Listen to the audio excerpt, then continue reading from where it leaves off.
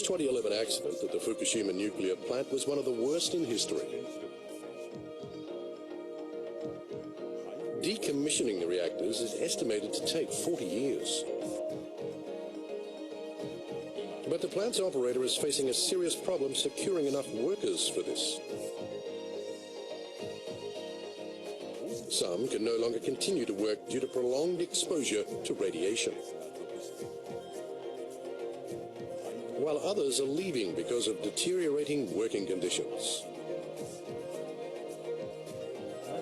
These days, one worker or another leaves the plant each day.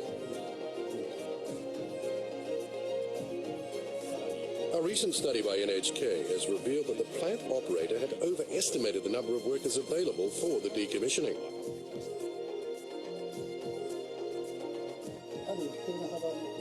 Some factors are uncertain, and in the long run, we may have some difficulty securing enough workers for the operation. Today, we'll see what's needed to guarantee a stable workforce in order to safely decommission the nuclear reactors.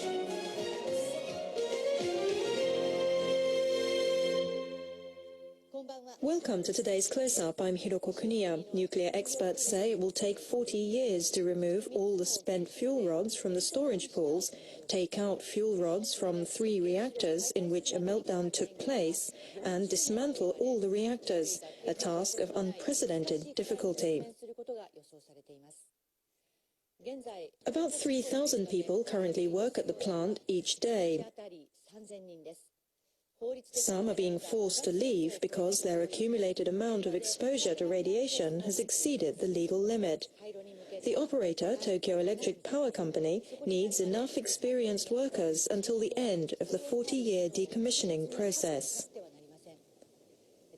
But these days, many are leaving, and this is causing anxiety. Will there be enough workers to complete the operation? Tokyo Electric, or Tepco, has a legal responsibility to decommission the reactors. It has maintained that there is no shortage of workers and that there won't be for at least 5 more years. But an NHK investigation has shown that the number of workers Tepco claimed to have secured was not quite credible. This is the contract system for the decommissioning. Tepco hires 30 major companies on contract who then give the work to more than 300 subcontractors. An NHK crew interviewed workers from more than 50 contractors and subcontractors, as well as those from Tepco, to find out about the working environment and why so many are leaving the plant.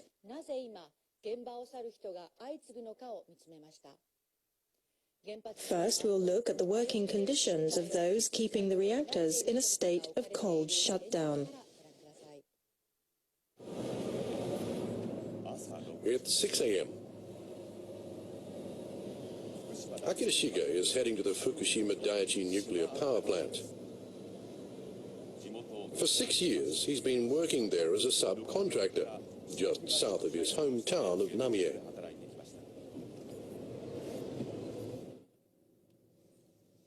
The morning commute is a 2-hour drive. The slow traffic is normal. When I leave home a little late, the jam gets even worse. During the 20-kilometer journey, Shiga stops by at this facility to pick up protective clothing and a full-face mask.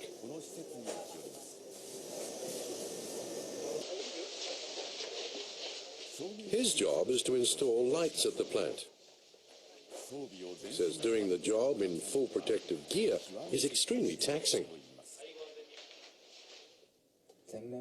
When we work at places with high radiation levels, we're sometimes required to run with our faces fully covered. It's impossible until you get used to it. In the summer, we need to rest every 30 or 60 minutes. Otherwise, we'd collapse.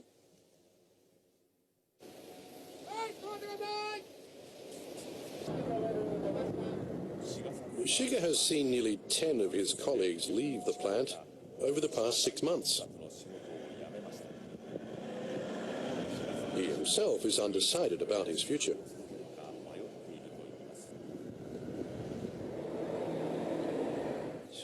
Are you going to stay? I don't know. Sometimes I feel I should just leave the plant and find work elsewhere. But then I start feeling sorry for my friends who are striving to rebuild our hometown. That's when I think I should hang on and work hard with them. I just can't decide. Why are workers leaving the plant? One reason is the persistently high radiation levels.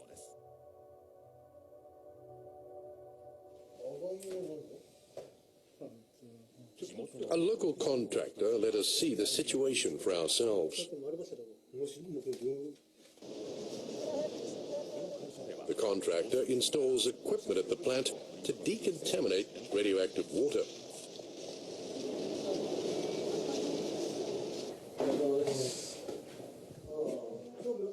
One worker returns to the office after a day's work.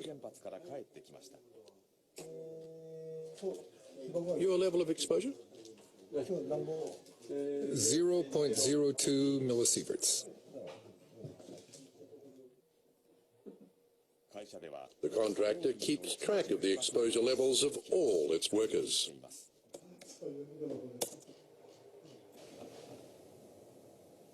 On average, workers at the plant are being exposed to nearly 10 times more radiation than at other plants.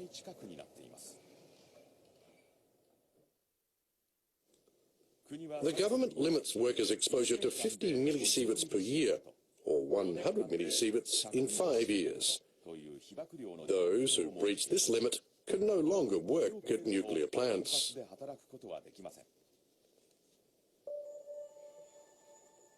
The contractor had no choice but to ask 2 employees approaching the limit to leave the plant.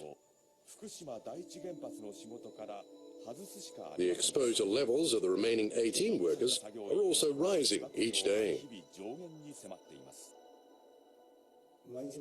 It's like walking on a tightrope every day. Many workers quit or ask to be transferred to another job. It probably can't be helped. I understand, but it's hard to keep things going.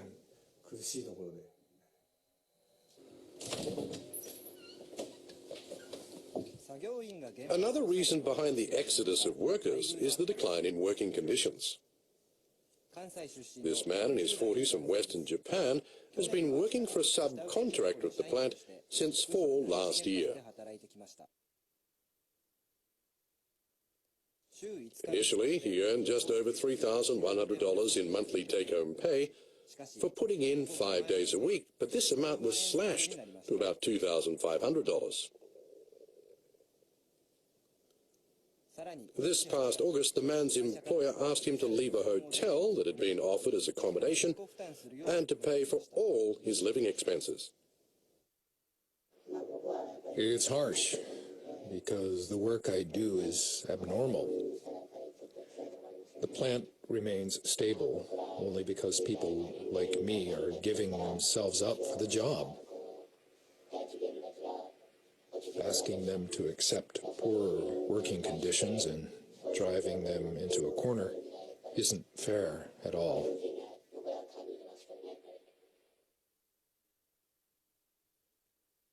The man and 10 of his colleagues quit in September, feeling that they no longer deserve the high risk of radiation exposure with the cuts in pay and perks. What's behind the decline in working conditions? We surveyed 28 firms that contracted work from Tepco and received a response from 15. Results showed that the price per contract for decommissioning and other work was going down.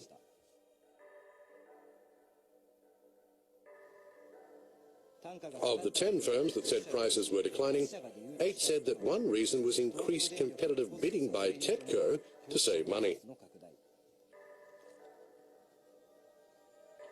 Stiffer competition led to smaller winning prices, which in turn dealt a blow to workers' wages.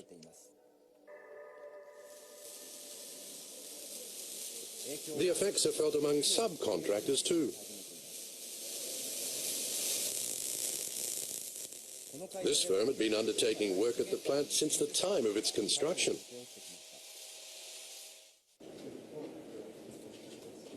It says unit prices per contract began falling by about 30% early this year. We've been involved in the plant since its birth and hope to remain so until its very end. But if things remain as they are, the company's future is doomed. Other local contractors probably all face a similar predicament. There are also growing concerns that the number of workers with the necessary expertise to handle decommissioning could run out. This company that manages and maintains nuclear plant instruments hasn't been able to recruit a single worker for the plant since the accident. If nothing changes, there'll be no young workers at the plant in future. I think that's very clear. Funding for contracts must be balanced with the need to secure manpower. Without such thinking, the future is bleak. Joining us is our reporter Yuzo Notsuhara, who has been covering the story. We saw that many workers are leaving the Fukushima Daiichi plant. How high is the turnover? More than 20,000 people have worked at the plants since last year's accident, but the turnover number is not available. Studying the plant 20 months after the accident, however, I think that number is pretty high. Many workers in areas with high radiation levels are quitting. They have to leave in around 3 months when their level of exposure is almost at the safety limit. Recently, deteriorating working conditions are also making others leave. At a local job placement office, many jobs at the plant are offered at around $125 a day or $2,500 a month. One worker in the report said the plant is under control thanks to his and his colleagues' efforts. He said it is hard to feel motivated in such a risky environment while working conditions are deteriorating. Does he represent the voice of workers there? Most workers at the plant come from Fukushima Prefecture and take pride in protecting their communities by working there. But after months of grueling work, they are running out of reasons to stay. Workers in decontamination jobs will receive a daily government allowance of $125 on top of their wages. In some cases, total payments are higher for decontamination workers than those working in a radioactive environment.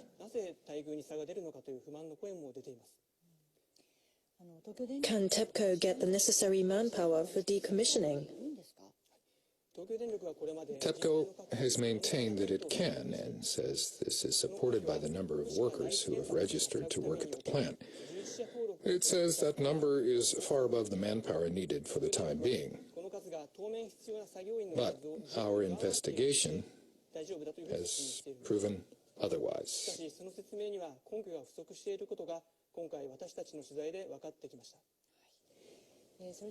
Now let's see how Tepco views the prospect of securing enough workers.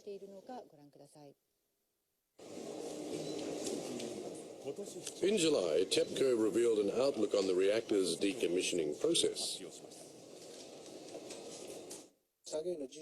The number of registered workers is more than we need. A Tepco spokesman said while they need 11,700 workers this year, 24,300 are registered to work at the Fukushima Daiichi plant. The spokesman said there is no shortage of workers.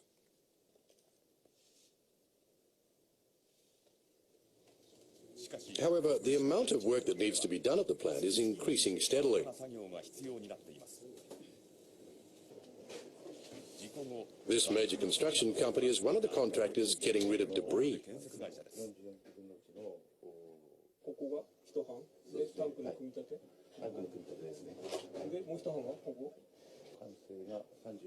Tepco has given it another job.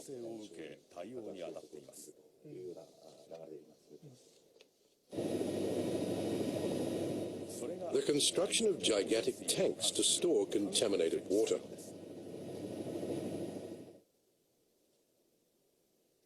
Contaminated water is accumulating on the underground floors of buildings that house the reactors. It must be pumped out and stored elsewhere. We sometimes had to work around the clock to meet the deadline. We had to gather workers from all the branches and make them work by rotation to complete the mission on time.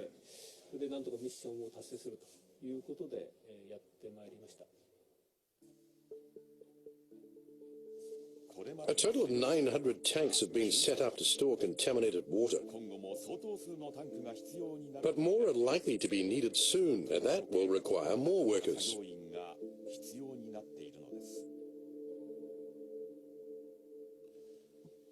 How many people work at the plant each day? Using papers provided by Tepco, we indicated where the workers were on a particular day in September. This can be seen by the yellow figures, which show that workers are operating all over the plant compound, including where contaminated water is stored.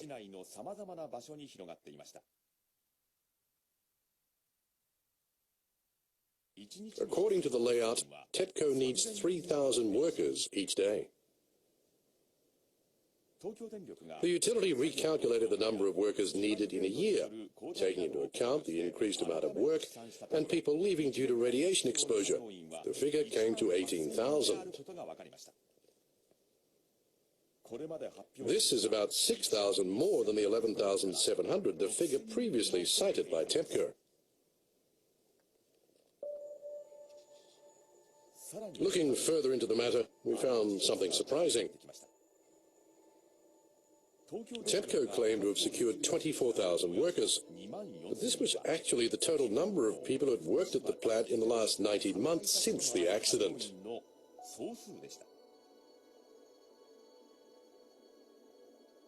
Of the above figure, 16,000 had entered their registration, with only 8,000 still registered as of October.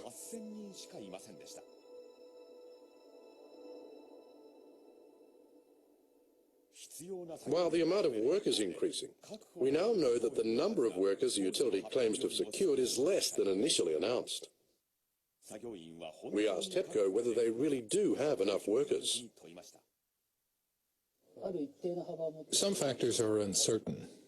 Many people work at more than one place. They leave the site, go elsewhere, and then return to register. I suppose the total number is not very different from what we had announced. Tepco maintains there's no problem for now, because they only need 3,000 workers a day and already have 8,000. But it admitted there could be a problem in the long run.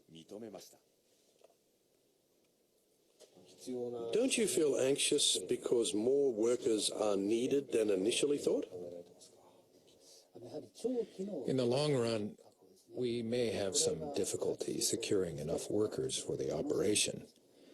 So we must put a lot of effort into securing and educating workers.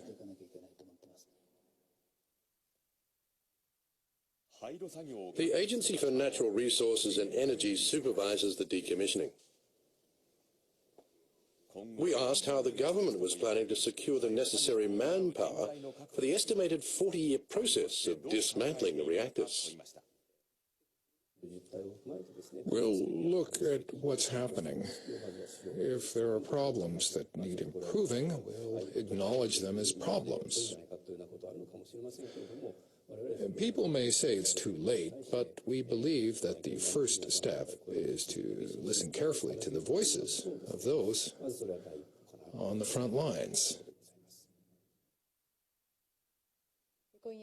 Today's guest is Chuo University Law School professor Junji Annen, who knows Tepco and its management well. Securing enough manpower is a critical part of decommissioning the plant. But we have seen that Tepco is yet to have a good grip on the exact number of available workers. How difficult is it to get that number? It can be difficult because the number of registered workers changes over time.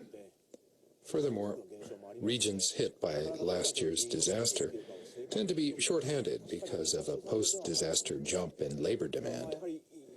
To know the number of available workers, Tepco's head office and the plant need good communication. I suspect the utilities head office does not fully understand the work environment at the plant. Tepco's admission that it is concerned whether it can continue to provide adequate manpower is a step in the right direction. Tepco is also concerned whether it can boost employee retention so workers' skills stay within the company. Yet, as we saw in the report, young people are shunning the nuclear plant. This is serious, isn't it? Indeed. Decommissioning the plant alone is said to take 40 years. In future, Japan will have more aging reactors to take offline. Power companies will face the same need for engineers and workers. Considering this future prospect, the lack of young workers is a serious problem. The knowledge and experiences of those at the Fukushima plant must be precious. Yes, as precious as a national treasure. What must be done to maintain workers, their skills and experiences over the long term? That's a tough question. We must not forget that the plant is being kept in a state of cold shutdown thanks to the efforts of its workers. We should pay respect to and thank them for their efforts. Other than that, what's needed most is money. Wages must be kept above a certain level. Workers approaching their radiation exposure limit should be able to find a job after leaving the plant. Their health should be checked every 5 to 10 years. Health care should be provided. All these services cost money. To cover increasing costs, Tepco raised electricity charges on September 1st. In return, the utility is required to cut costs deeper and streamline its management. But in doing so, it put more projects on a competitive bidding. Drops in contract prices eventually caused a strain on workers' wages. With another rate hike looking to be harder to sell, how can Tepco manage to cover rising costs? That's another difficult question. Given that the company needs money, it has two options: to raise electricity bills or get an injection of public funds. Tepco raised electricity charges only recently. It is paying for the decontamination, decommissioning, and compensation to those affected by the disaster. It cannot keep paying all of these. The government will have to step in. Nuclear power was introduced as a national policy and has benefited us all. We should shoulder the cost of cleaning it. Not just Tepco. No, because it cannot. If the taxpayers' money is to be used, Tepco will be asked more pointedly whether it has done everything to cut costs, won't it? There will be fresh calls for Tepco to streamline. It still has idle assets and subsidiaries to sell. It can also negotiate with its contractors to reduce repair and other costs.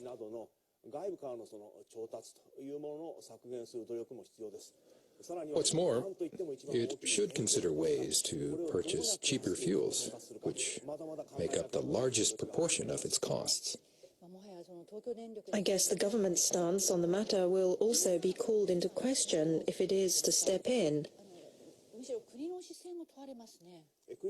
This is a national issue. The government should present a clear vision of its nuclear policy and explain where the plant's decommissioning fits in. We cannot wait any longer. I see, so discussions should start now. Thank you very much for joining us. Professor Annen gave us his insight into workers leaving the Fukushima nuclear plant.